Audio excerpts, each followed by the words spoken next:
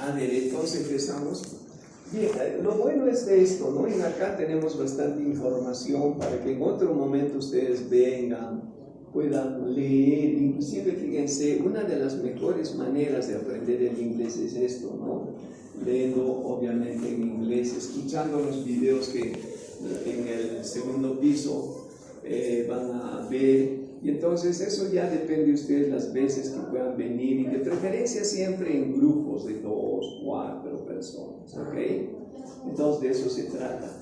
Aquí, por ejemplo, lo vemos al profesor Jairam Bingham, fíjense, ¿no? En tamaño natural, siempre con su gorrito, y cómo estaban trabajando. Un poco esto lo han un poco como que manipulado, ¿no? Porque en esas veces no hacían mucho de esto, agarraban siempre picos, palas y con eso, o sea, más o menos tipos huaqueros. ¿Por qué ustedes dirán? Porque en ese tiempo la arqueología no estaba tan avanzada, ¿ok?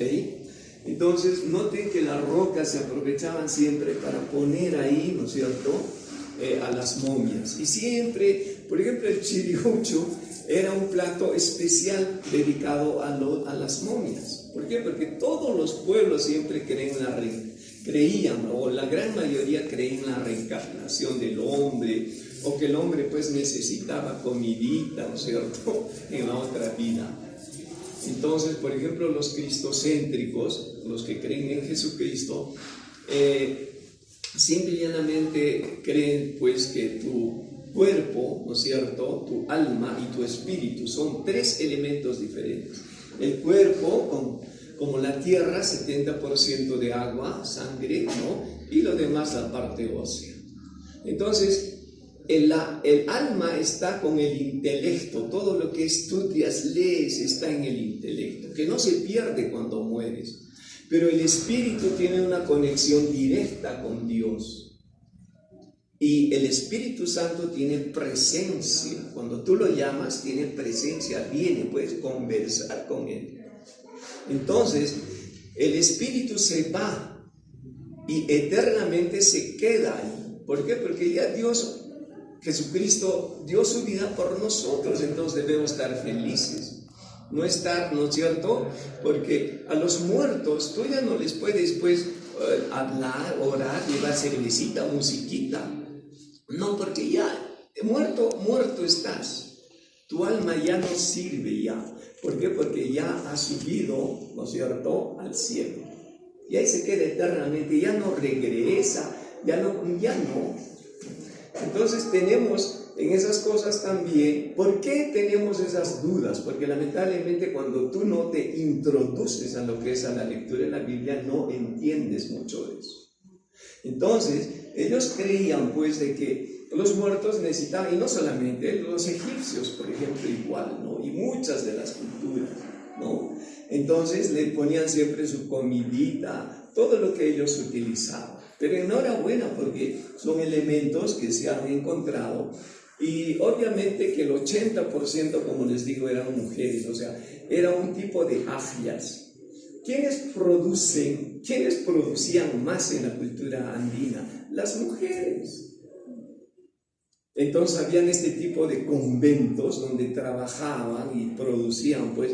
Por eso que los españoles estaban felices, pues. ¿Por qué? Porque cuando ellos llegan, especialmente, ¿no es cierto?, los lugares donde se dejaba toda la producción, porque la producción, ¿no es cierto?, era del pueblo hacia la clase superior, pero había una redistribución económica. No era como los egipcios que tenían esclavos, acá no existían esclavos.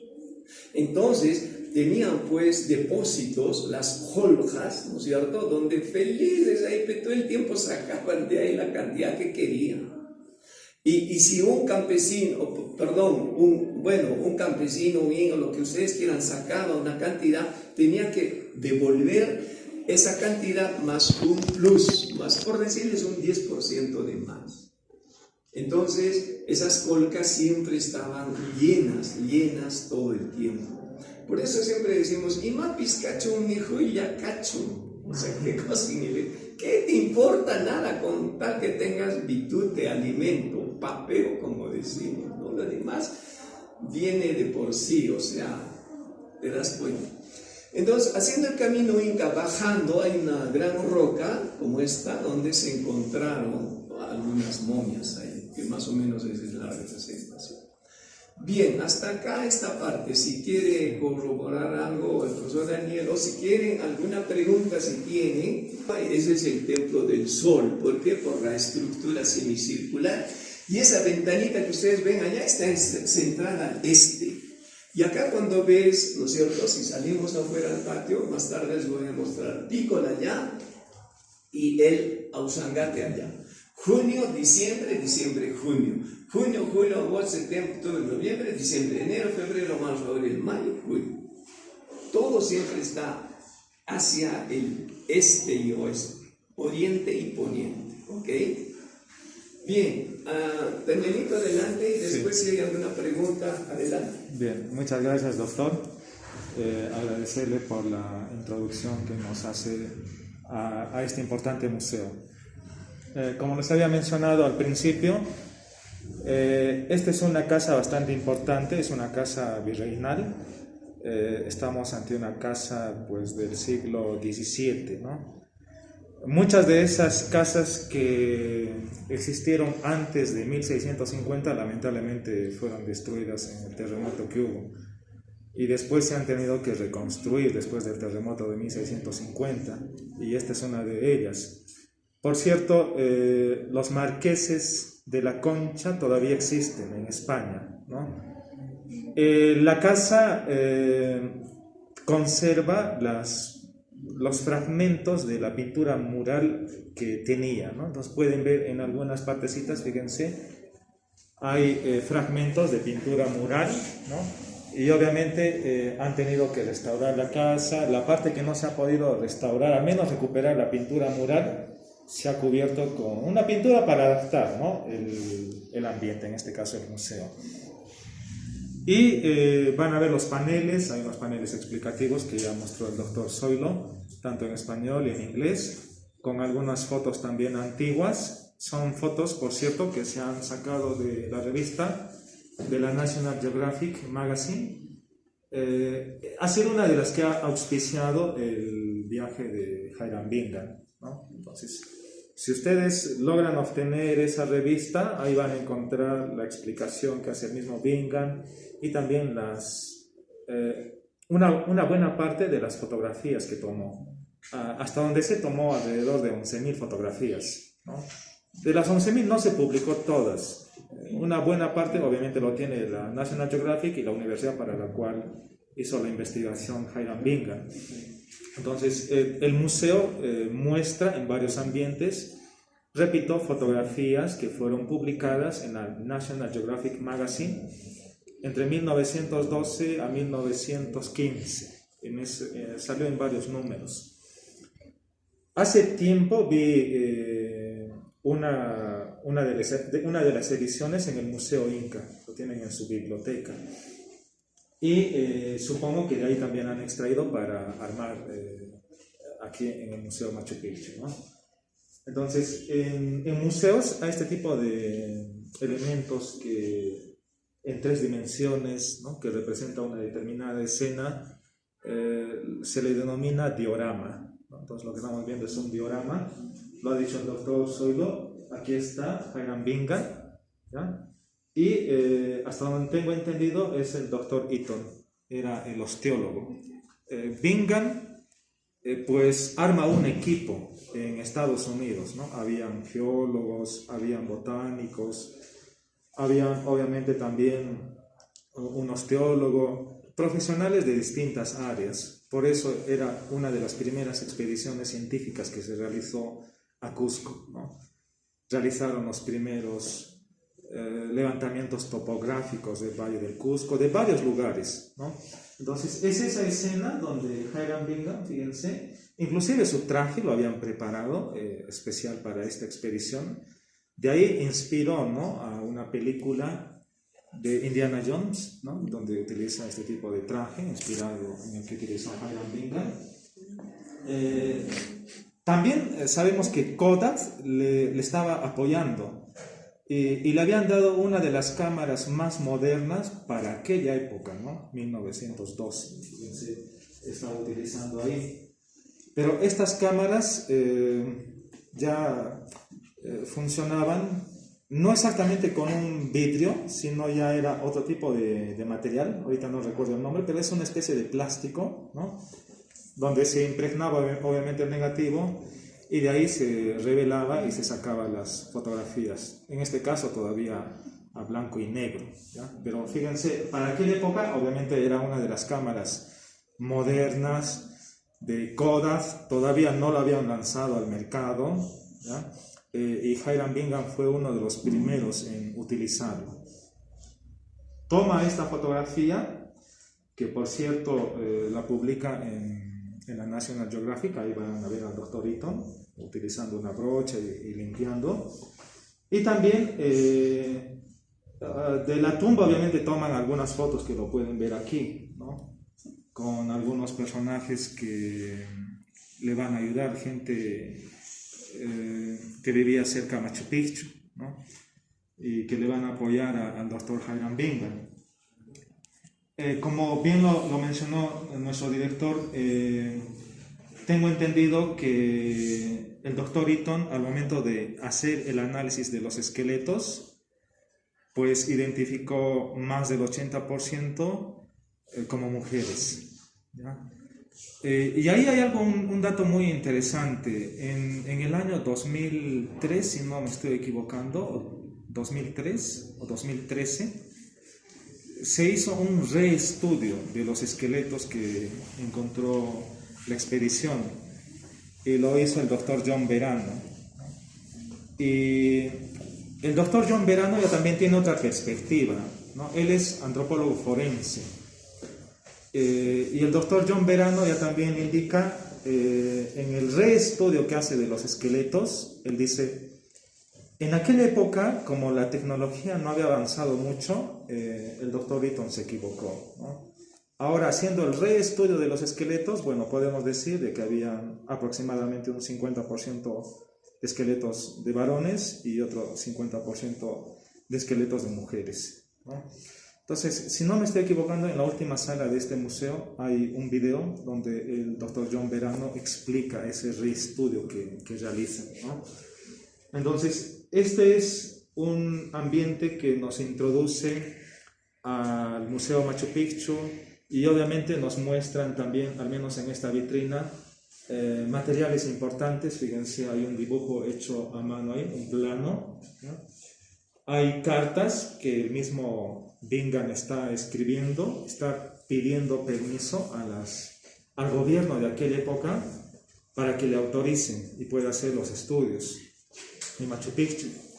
Y obviamente también Hiram Bingham va a tener un gran aliado, que va a ser el rector de la Universidad de San Antonio Abad, que en aquella época era un rector norteamericano que teníamos, ¿no? Cuando se hizo la reforma de la Universidad de San Antonio Abad de Cusco.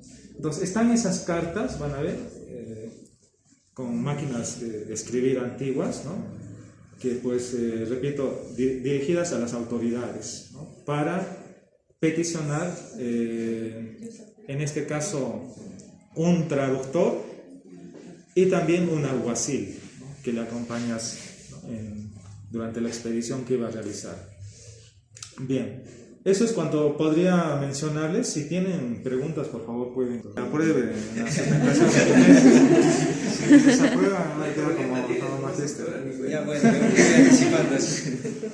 Bueno, ¿qué es esto?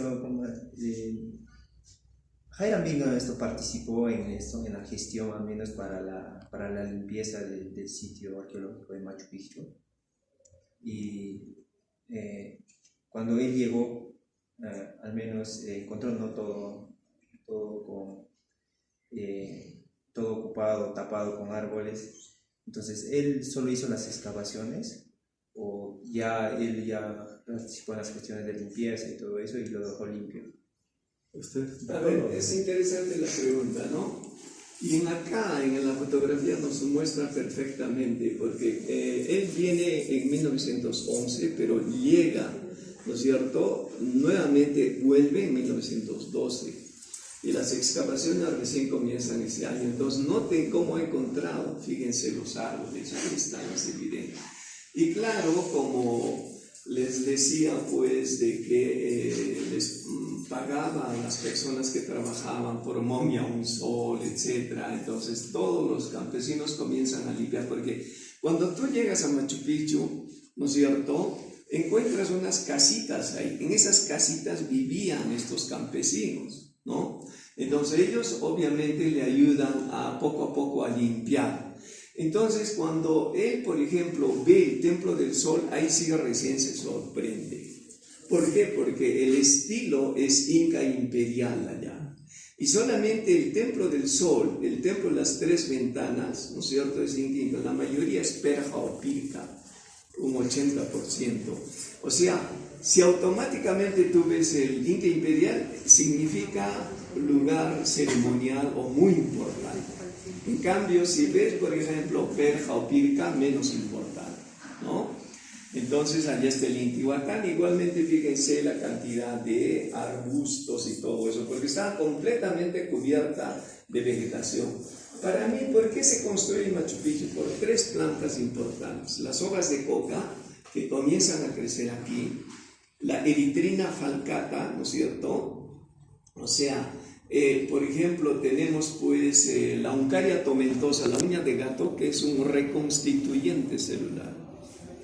Las hojas de coca, el eritroxirón coca, y obviamente también el famoso árbol de la quina, ¿no?, para la malaria. Y en acá cualquier producto puede crecer, de la sierra o de la selva.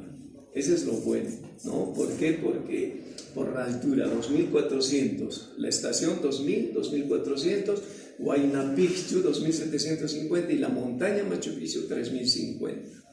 Y obviamente el agua, ¿no?, que era muy importante, pero en acá llueve más que en el Cusco, ahí llueve 2 metros al año, un poco más. Pero ¿por qué no se inunda? Por las fuentes, por los canales de irrigación y obviamente, ¿no es cierto?, todito se va hacia Riobamba. Entonces, el granito permite fácilmente la filtración de agua.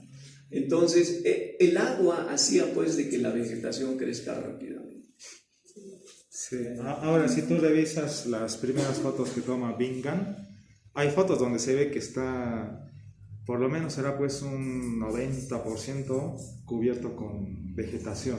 Hay fotos muy antiguas que publican la National Geographic. Y después hay otras fotos que toma después, donde ya se ve, ¿no?, ya han limpiado por lo menos en un 60%, han cortado algunos árboles. Ahora, eso no significa de que Machu Picchu no era conocido. Sabemos de que Machu Picchu sí era conocido por otras personas. El gran problema era de que no eran científicos, como Bingham.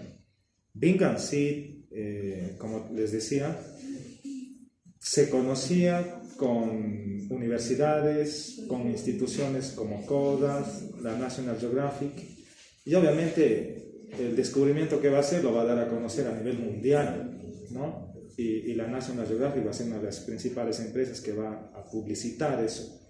Pero vuelvo a repetir, sí hubieron personas que llegaron a Machu Picchu y conocieron Machu Picchu antes que Bingham, ¿no? Muy bien, creo que pasamos al siguiente ambiente.